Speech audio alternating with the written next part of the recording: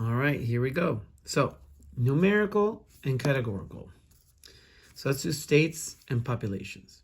So states, if I were to put them in a chart, they would be the names of them, right? Not numbers. So states would be categorical. Horrible. Population. Population is a number. It's figured out with numbers. So this would be numerical.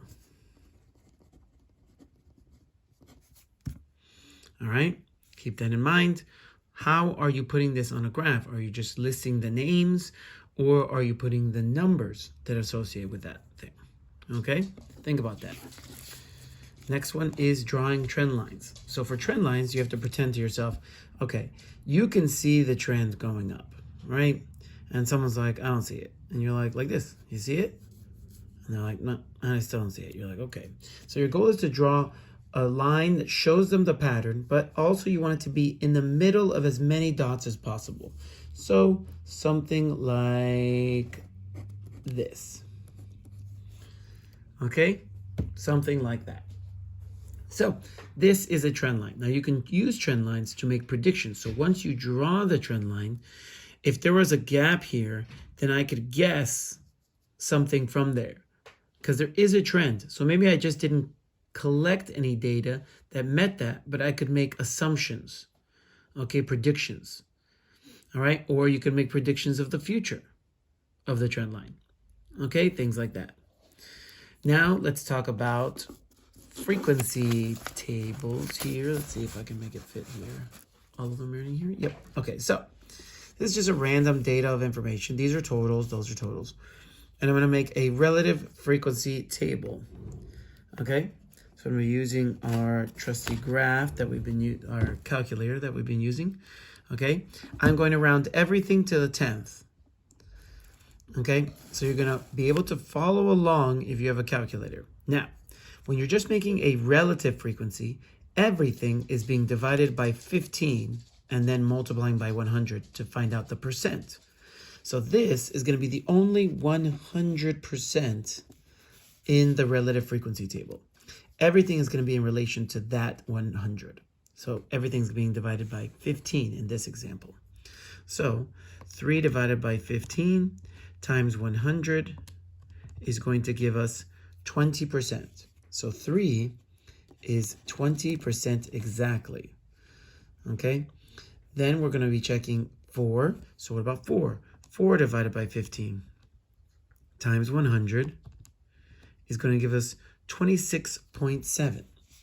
Oh, I wrote it in the wrong place. Okay, 20 and 26.7. Oof.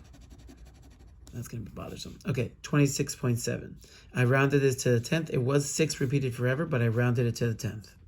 So that's all I have to find here because I could just add these up to figure out what this one is. This one, 2. 2 divided by 15 times 100 is going to be 13.3%. So 13.3%. And this one I know is going to be 40 because if 3 is 20, then 6 has to be 40 because it's double. So now I'm going to add these up and get these other percentages. So this is going to be 33.3. This is going to be 66.7. This is going to be 46.7.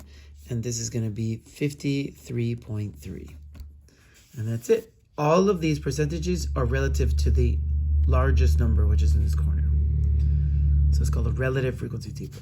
Now, this is also a relative frequency table with a condition. The condition is columns. So it's a conditional relative frequency, but columns, meaning every single one is going to be at the bottom of the column. So this is going to be 100%, 100%, and 100%. So everything's in relation to the column, not to the whole thing. So 3 is going to get divided by 5, and 2 is going to get divided by 5. 4 is going to get divided by 10, and 6 is going to get divided by 10. 7 is going to get divided by 15, and 8 is going to get divided by 15. So 3 divided by 5 is 60%. This is 40%. This is 40% of that one. This is 60% of that one. And then 7 is going to be 46.7%. And 8 is going to be 53.3%. Okay, remember, I'm dividing everything by the number at the bottom. So these numbers got divided by 15. This is a conditional frequency table by rows. Okay, this is going to be by rows. So where the 100s are going to be back at the end here. So everything is going to be divided in this row by 7. So 3 divided by 7, 4 divided by 7. 2 divided by 8, 6 divided by 8. 5 divided by 15, 10 divided by 15. And then we'll find their percents. So this one's going to be 3 divided by 7 times 100 is going to give us 42.9%. So it's going to be 42.9%. Okay? So 100 minus 42.9 is going to give us 57.1. So 57.1 here. And now we're going to do this next one. 2 divided by 8. So 2 divided by 8 is going to give us 25%, which means this is going to be 75% of this row. And then 5 divided by 15 is 33.3%. And this is going to be 66.7%. And now that you see them all, these are all the examples. Good luck.